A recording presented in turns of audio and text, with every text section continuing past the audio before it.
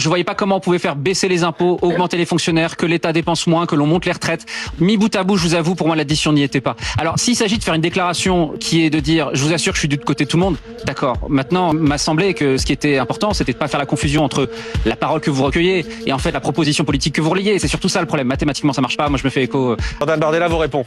Moi, ce qui me gêne, si vous voulez, c'est d'aller faire des économies sur la France qui travaille ou sur la France qui a travaillé, alors qu'on a des éléphants dans le salon sur le plan budgétaire que personne ne voit. Et je ne comprends pas qu'avant d'aller demander des efforts aux Français, et c'est ça que j'essaie d'expliquer dans le livre, avant de demander des efforts aux gens qui bossent, aux gens qui ont bossé toute leur vie, l'État ne baisse pas sa mauvaise dépense publique et l'État ne baisse pas son train de vie. Donc, moi, je pense qu'avant de demander des efforts aux gens, il faut que, d'abord, on fasse un très grand audit des finances de l'État, parce que je pense qu'il y a eu de l'insincérité dans la manière dont ont été gérés les comptes publics, et qu'il faut que dans les dépenses de l'État, on aille tailler sur les dépenses excessives. Mais quand il y a 20 milliards d'euros de prestations sociales non contributives données aux étrangers qui arrivent dans notre pays, je dis bien non contributifs, je parle pas du chômage, de quelqu'un qui est étranger, qui travaille et qui par accident de la vie doit pouvoir bénéficier de ses droits. Avant d'aller demander des efforts aux gens, commençons par faire des économies dans les gaspillages d'argent public. Quand on voit qu'on augmente par exemple de 6 à 7 milliards d'euros la contribution de la France au budget de l'Union européenne, alors qu'on demande aux Français de se serrer la ceinture, moi ça me pose problème. Quand on gaspille des milliards d'euros dans des éoliennes qui ne rendent pas à la France sa compétitivité,